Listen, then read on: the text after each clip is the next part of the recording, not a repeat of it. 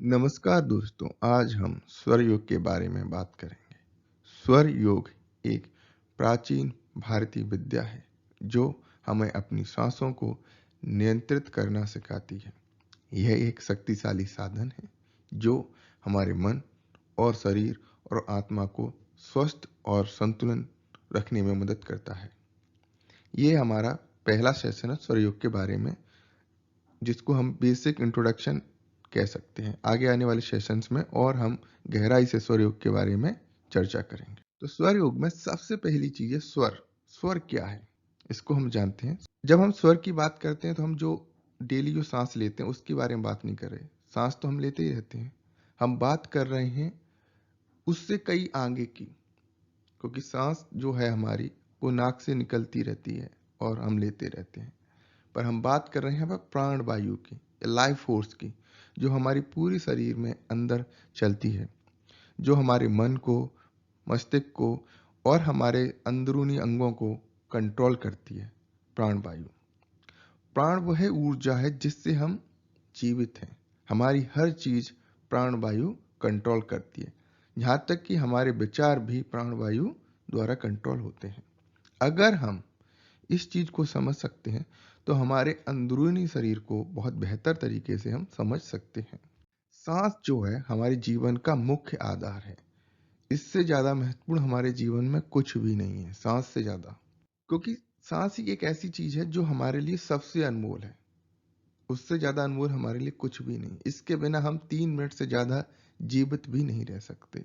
कुछ योगी हैं जो काफी लंबे समय तक जीवित रह सकते हैं, पर सामान्य मनुष्य 3 मिनट से ज्यादा बिना सांस के जीवित नहीं रह सकता। अब हम बात करते हैं स्वर के बारे में। उपनिषद क्या कहते हैं, क्या उनके बारे में कहा गया है, स्वर किस तरह से स्वर को उपनिषद बताते हैं। स्वर को उपनिषद में आत्म स्वरूप कहा गया है, the true nature of self और सोल, और इसको ब्रह्म स्वरूप भी कहा गया है, true nature of Brahman, the ultimate reality, जो सबसे परे है, जिसके बारे में जानना मनुष्य के लिए आसान नहीं है। और उपनिषद ये भी बात करते हैं कि मनुष्य जो है ब्राह्मण का पार्ट है। ब्रह्म जो यूनिवर्सल कॉन्शियस है और जो गॉड हम बोलते हैं, या जो है यूनिवर्सल संपूर्ण सार्वभौमिक चेतना, उसका एक हिस्सा है। अगर हम अपने स्वर को सही से पहचान सकें, चला सकें, तो हम आत्मा का रहस्य को जान सकते हैं। कई धर्मों में आत्मा के बारे में अलग अलग बात की जाती है। हर एरिया में अलग अलग पद्धति हैं। जब आपकी मृत्यु होती है तो रिचुअल्स अलग अलग होते हैं, पर आत्मा का वास्तविक रहस्य क्या है, इसको जानने में सबसे ज्यादा मदद करता है हमारा स्वर। अगर हम स्वर की गहराइयों को जान सकें तो हम अपने आत्मा के रहस्य को जान सकते हैं, क्योंकि स्वर ही है जो हमारे अंदरूनी, जो हमारी आत्मा और हमारी चेतना से हमें कनेक्ट करता है। सांस क्या है, सांस जो है वो हमारे लिए ज्ञान का दरवाजा खोलती है। अगर आप देखोगे, जब आप बहुत शांत होते हैं तो आपकी सांस जो है बहुत नॉर्मल चलती है, धीरे धीरे चलती, गहरी सांस चलती है।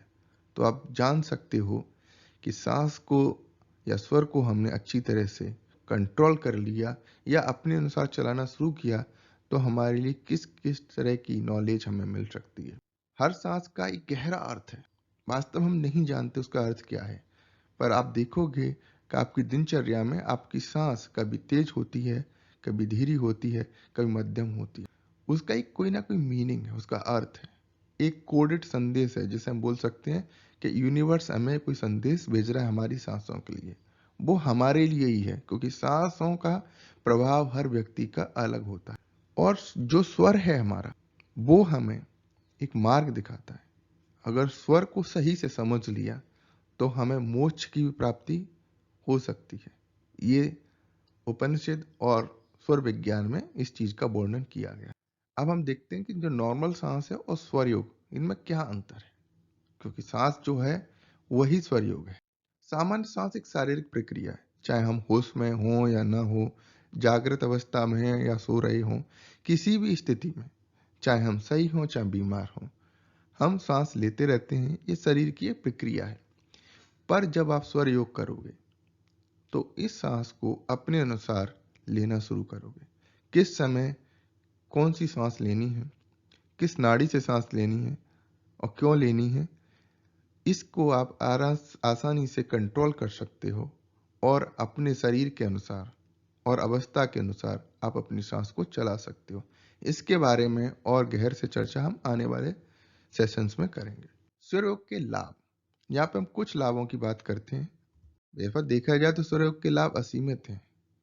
यह हमारे मन, शरीर और आत्मा को अनेक तरह से लाभ पहुंचाता है। स्वरयोग के लाभ इतने हैं कि इनका वर्णन नहीं किया जा सकता, पर हम बात कर रहे हैं नॉर्मल इंसान अगर आज स्वरयोग की प्रैक्टिस करता है तो उसे कौन कौन से लाभ हो सकते हैं, क्योंकि जो असीमित लाभ हैं उनके लिए आपको कई वर्षों की कठिन परिश्रम की आवश्यकता है, तब जाके आप स्वरयोग में उस लेवल पर पहुंच सकते हो कि उन सारे लाभों को पा सकते हो। पर जो नॉर्मल लाभ हैं, आज से आप स्वरयोग को फॉलो करना स्टार्ट करते हैं तो आने वाले कुछ महीनों में आपको इन लाभों का अनुभव होना स्टार्ट होगा, जैसे मन और शरीर में संतुलन, तनाव और चिंता में कमी आएगी, नींद आपकी गहरी हो जाएगी, ध्यान भी आपका बहुत गहरा होगा और स्पिरिचुअल अवेकनिंग भी आपकी स्टार्ट हो जाएगी। मुझे आशा है कि यह जानकारी आपके काम आएगी। अगर आपको स्वरयोग के बारे में और जानना चाहते हैं तो कृपया अगली वीडियो से हमारे साथ फिर जुड़ें। थैंक यू वेरी मच, और हम आशा करते हैं कि आने वाले वीडियोस में भी आप हमारे साथ रहेंगे। Please like and subscribe, share with your friends and family.